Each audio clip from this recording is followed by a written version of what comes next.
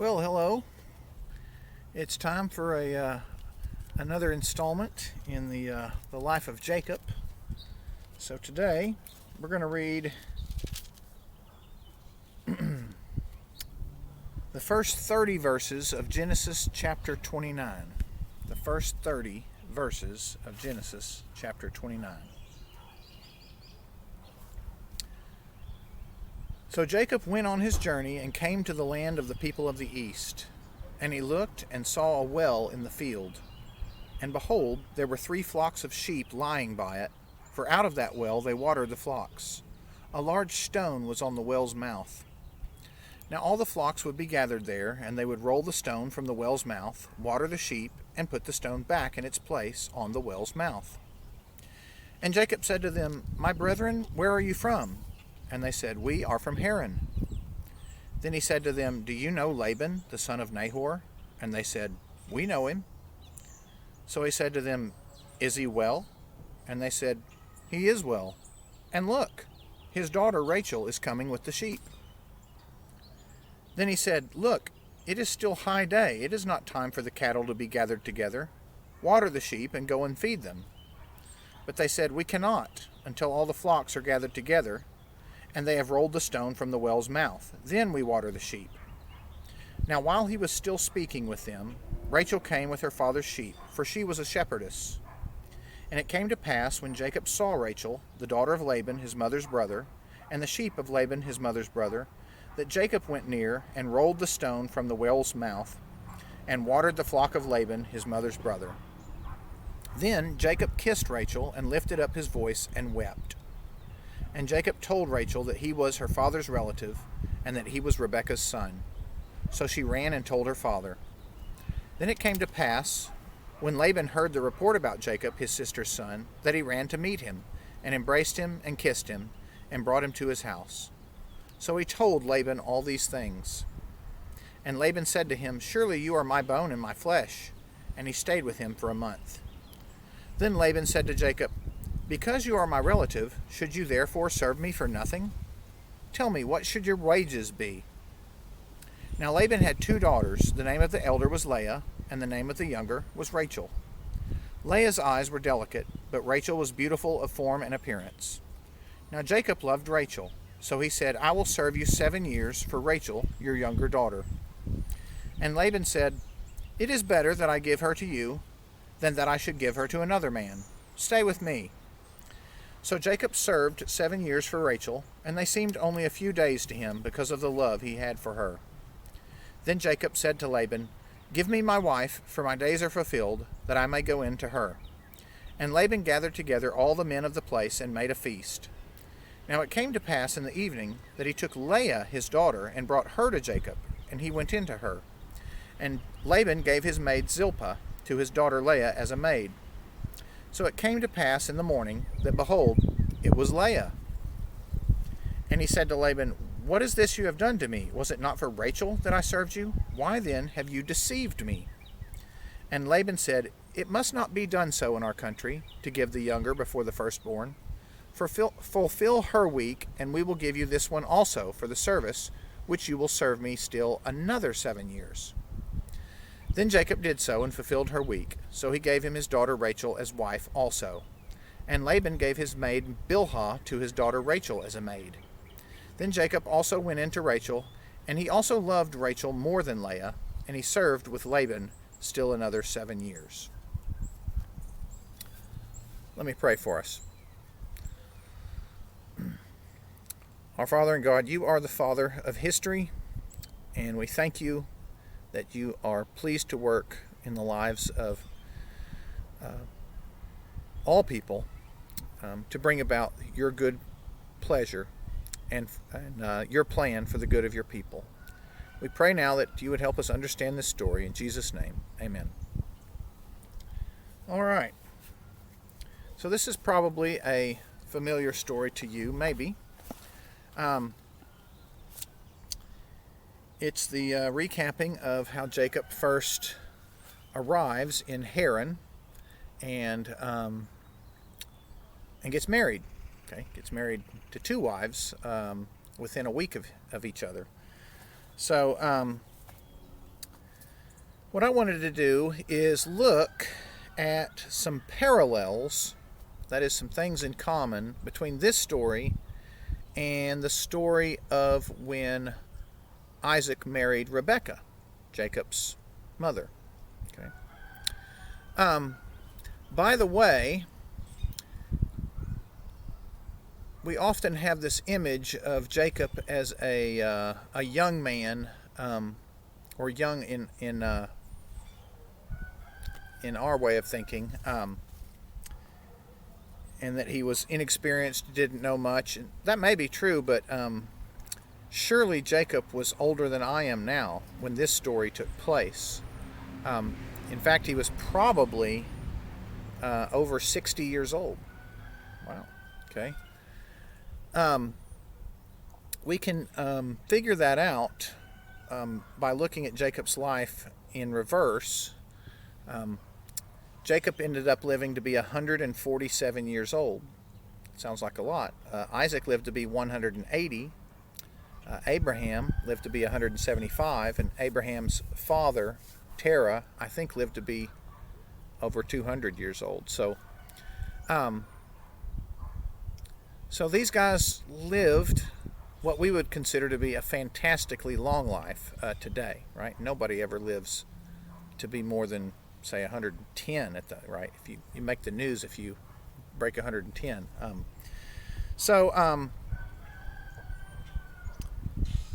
I'm 49, and if God gives me a long life, I might be halfway done. But 49 would only be a third of Jacob's life. Okay, so even though he's older than me in this story, he still has a lot of his life to live, and a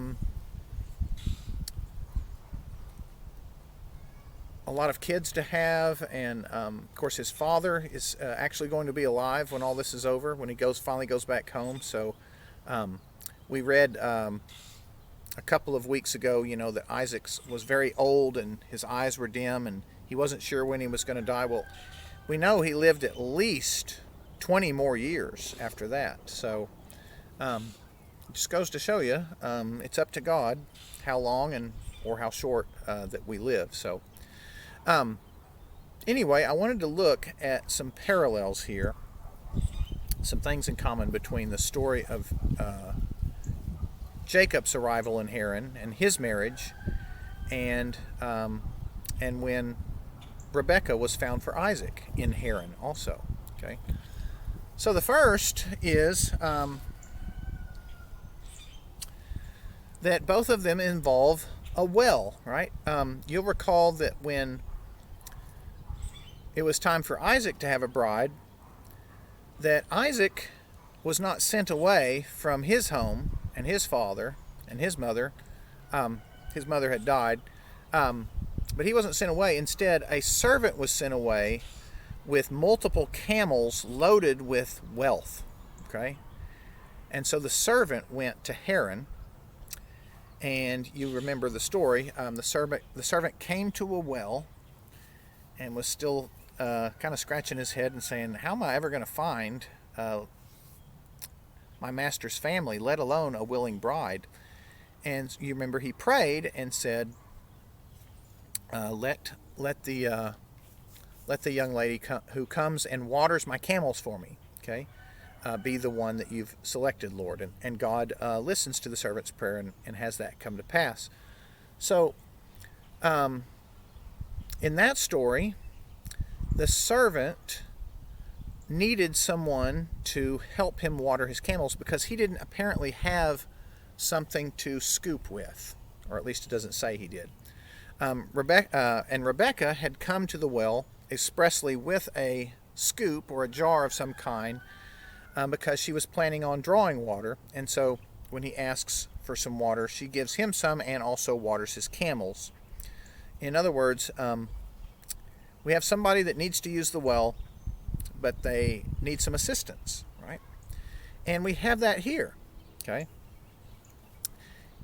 Except that it's Jacob that gives the assistance this time around, Okay, he doesn't receive the help, he has to give the help. So what's going on here? Well, as I'm reading this story, in a lot of these stories, you can't help it. You have to kind of fill in the details as best you can based on what you know and what you understand. And so I'll tell you how I imagine it, and you can see if it matches up with what you thought or if you agree. But it says that when Jacob got there, there's this well, and this well has a big stone rolled over the top of it. And there's what, 3 flocks of sheep lying in the grass around. In other words, the sheep have been gathered close to the well, but they're laying there and nobody's giving the sheep water.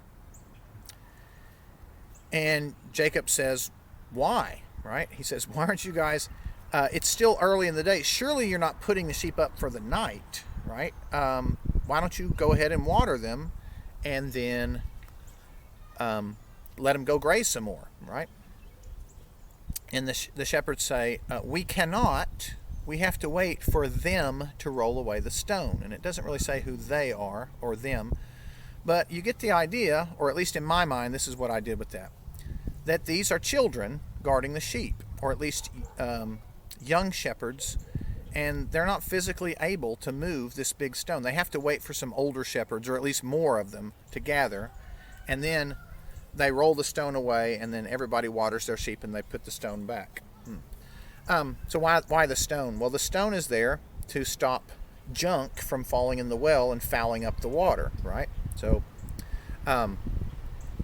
when no one's using it, they keep it covered, and then when it's time, apparently either some big strong shepherds or all the little shepherds get together and they move it.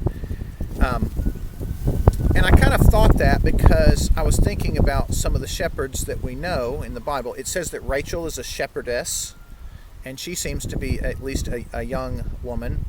And she's given the task of watering the sheep. And also, we see the same thing when Moses goes out to the wilderness. He meets daughters that are watering the sheep. You remember David's job, because he was the littlest and youngest, he didn't get to go fight. Instead, he watched the sheep. So you kind of get the sense that if you had some weaker people around, younger people or young women or things like that, that they could still watch the sheep and do most of the tasks. In other words, watching the sheep didn't take a lot of brawn, right? Of manpower, except in this case, when it was time to water them, you had this great big stone that needed to be rolled away every time. So it sounds like they just couldn't do it yet, the 3 groups of shepherds that were there. I don't know. What do you think about that? But then when Jacob sees that Rachel's coming with her sheep, and they've just told him that Rachel is Laban's daughter. In other words, she is his first cousin. Okay, she's his first cousin. They both have the same grandfather. Okay, and at least on his mother's side. And so he says, "Wow, well, looks like my search is over, right? Already." It says later on that he loved Rachel very much, so he was probably. It says that Rachel was very beautiful, so he was probably already suspecting that maybe this is who God had in mind, or hoping, even though she was probably a lot younger than he was. And so here she comes up, and so Jacob goes and is able to move the stone away and assists Rachel. So that's interesting that in both times you have someone assisting someone else. And both times it comes in conjunction with the realization that this is my close family. This is who I was looking for, right? So then you get this another parallel when it says Jacob kissed Rachel and lifted up his voice and wept. So I don't think we need to think that he was cheeky or forward, right? He's kissing her in welcome, and he's weeping because kind of like the servant did earlier. It said whenever the servant finally realized that this was Rebekah, the servant fell down and worshiped God, right? He was overcome with God's generosity in leading him right to the right person. And I think that's what Jacob's doing here. Remember, Jacob had just had, last week we read about his dream where God had promised to take care of him, and now I think Jacob is realizing that God is doing that. And so he's weeping. He's overcome with the fact that out of the whole land of Haran, he comes right to the well, and at the same time of day, here comes Rachel. And he kisses Rachel in sort of a greeting. We see just a couple of verses later that Rachel's dad comes and kisses Jacob, right? So I don't think that was a romantic kiss that Jacob gave Rachel there at the beginning. So then, after the identification is made, right, and the report, I'm Jacob, right? I'm your first cousin. I'm the son of your aunt Rebecca. And so Rachel runs home and tells the story. And that's exactly what Rebecca did, if you'll recall, right? She ran home immediately. And then the exact same person runs back to the well. And both times it's Laban. How about that? So the first time, Laban ran back as the brother of Rebecca, right? And greeted Abraham's servant and said, hey, come stay with us. This is great. Come on, you've reached the right spot. This time he runs back as Rachel's father, okay?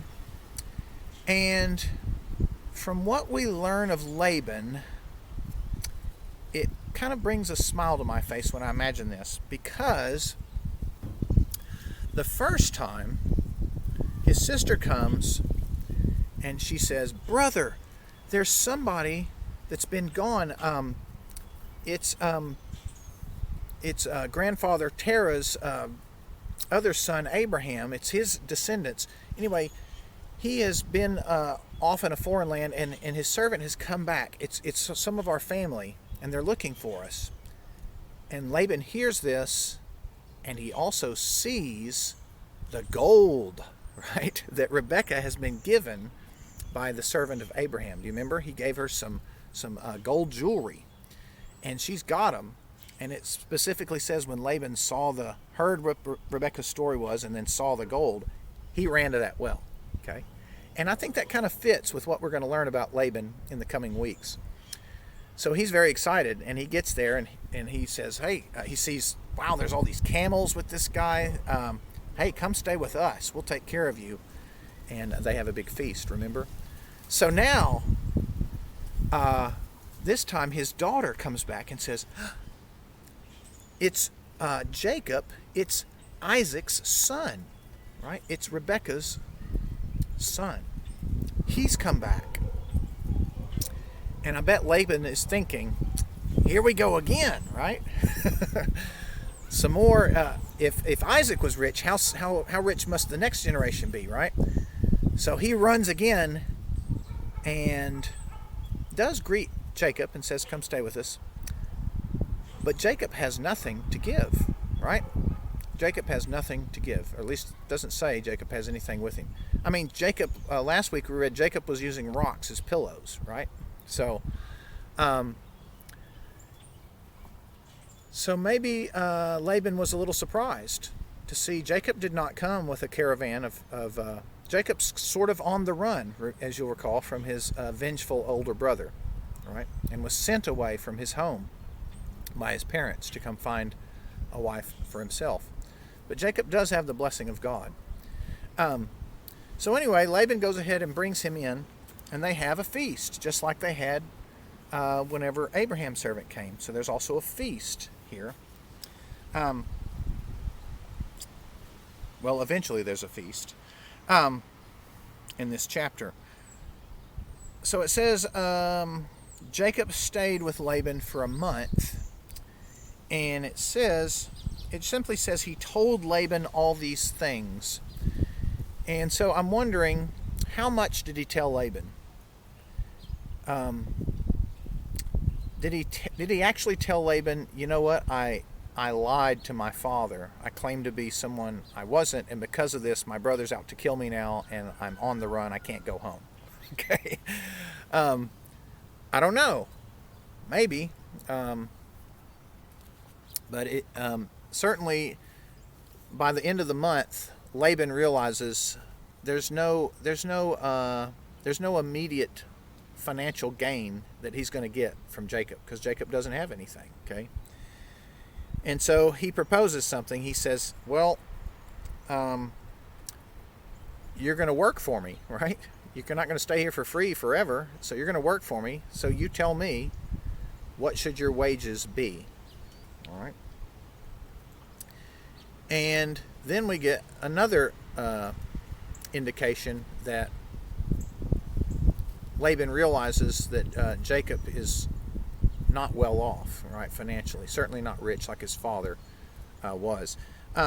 Because Jacob says, well, I'll work for Rachel, right? I'll work for Rachel.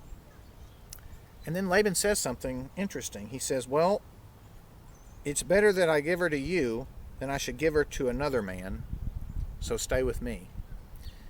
In other words, you'll remember when Abraham's servant came and was trying to persuade Rebekah to go back, he gave Rebekah's father and Rebekah's mother and Rebekah's brother a lot of gifts of their own. He didn't just stop with jewelry for Rebekah. He loaded them up. In other words, he demonstrated that his master's son Isaac, was very well off, and Rebekah would not have to worry at all about her livelihood. Okay? And that seemed to make all the difference, right? But now Jacob is saying, I'd like to marry your daughter, but Laban knows good and well Jacob doesn't really have anything to offer. Okay? So he says, well, I guess you'll just stay with me and work for me. Then at least I know you'll be able to provide for my daughter, okay, because you'll be here working for me. So we could do that. But it's almost like, well, I guess it's better that she married you than somebody else, right? It's not exactly a ringing endorsement, in other words. So that's what happens. That's the arrangement, okay? Is Jacob shows up and he has to rely on the generosity of Laban, okay? And begins working for him. And so Laban provides for him a good job, and he works 7 years. And so then the day comes when he gets to marry Rachel, right? There's this famous verse that says he loved Rachel so much that it seemed like only a few days. But nevertheless, it was 7 years, and so now it's time. He gets to marry Rachel, and they have a big feast. And then it gets late in the evening, and so Jacob says, all right, it's time for the honeymoon, right? For us to spend our first evening together as husband and wife. But it's dark, okay? It's dark. They didn't have electric lights. They had certainly fires and torches and stuff, but it got dark. And so Laban brings Leah to Jacob, but Jacob doesn't realize that it's not Rachel until the next morning, okay? And then it says, it came to pass in the morning that, behold, it was Leah, right? So then the sun comes up, and then Jacob can see, dear, what? Oh, you are Leah, not Rachel, okay? So Laban, you see the parallel here. Laban deceives Jacob, and he takes advantage of the fact that Jacob cannot see clearly, right? Exactly what Jacob did to his own father, right? When he deceived him, he used the fact that he couldn't see, and it was a case of mistaken identity that was used to fool Isaac. And here, a case of mistaken identity is used to fool Jacob. So Jacob says, hey, what are you doing? Right? We had a deal. And Laban says, settle down. We can still do the deal. Okay? But in our country, it's not proper for the younger daughter to marry before the older one. Okay? So you marry Leah, and you can marry Rachel. You marry both of them. Oh, by the way, that's another 7 years you'll owe me. Okay? But Jacob agrees to it. Okay? So Laban gets both of his daughters married. Okay? and also gets another 7 years out of Jacob. Okay? And it doesn't really say that Jacob was itching to go back home yet anyway, but still, another 7 years. Jacob re-ups, as we would say in the military, for another 7-year enlistment and begins serving serving Laban. So, we also see that Laban gives his 2 daughters each maids, okay, as wedding presents, Zilpah and Bilhah. And so there's now 4 women in Jacob's household there. It does specifically say that Jacob loved Rachel more than Leah. All right? You think that was a good setup, okay, for a long and happy life? You think that was the harbinger of good things to come, that it said Jacob loved Rachel more than Leah? No, it wasn't. Okay, and we're going to see next time that there was a lot of strife out of that. In fact, let's stop and think for a second about what God did with all of this. Okay, remember when we talked about was it right for Jacob to deceive his father, even though there had been a prophecy that Jacob would receive the birthright? He would be the child of promise and the older would serve the younger. Was it right for Jacob to go ahead and lie to his father? And we said the answer is no. Okay, that God didn't need Jacob to do that. So I want us to think about what would have happened if Jacob had refrained, okay, if Jacob and his mother Rebekah had not deceived Isaac. Well, we looked at the fact that God had already determined that Jacob would receive the blessing. So God would have taken care of it. Okay, even though Isaac intended to give it to Esau, God would have somehow taken care of that. And if that had happened, would Jacob have had to go to almost flee to Paddan Aram, to Haran here? I don't think so. Okay, I think he would have been able to stay in his parents' house. He would have benefited from his father living at least another 20 years. And he could have sent, just like his father was able to, he could have sent someone to Paddan Aram as the recipient of the birthright, right, of the double portion. He could have had the ability to send someone and bring back Rachel, just like Rebekah was brought back. But instead, he had to go, and he had to go without anything. Okay, and what came out of this? Well, what came out of it was he got deceived by Laban. Okay, he got deceived by Laban and ended up with 2 wives and 2 maids. And think about what came of that. Well, one thing that came of it was eventually those 4 women had the 12 sons of Israel. Okay, so God began to accomplish his purpose of giving lots of descendants to Abraham, right? So we have this explosion of sons that will be coming up. But the sons were pit against each other because the mothers were pit against each other, okay? And the ultimate expression of that was Joseph, one of Rachel's sons, getting sold into Egypt by Leah's sons, right? And heartache, okay, the lowest time of Jacob's life, when it almost killed him because he thought Joseph, his favorite son, was dead for years and years and years. But what came of that? Well, what came of it was Joseph was promoted in Egypt and was functioned to save his father and those 11 brothers from starvation and brought them down to Egypt. And in Egypt, they were separated from the Egyptians and grew. They were also separated from the Canaanites and grew into a mighty people, just as God had predicted, but without mixing with the cultures around them. Okay?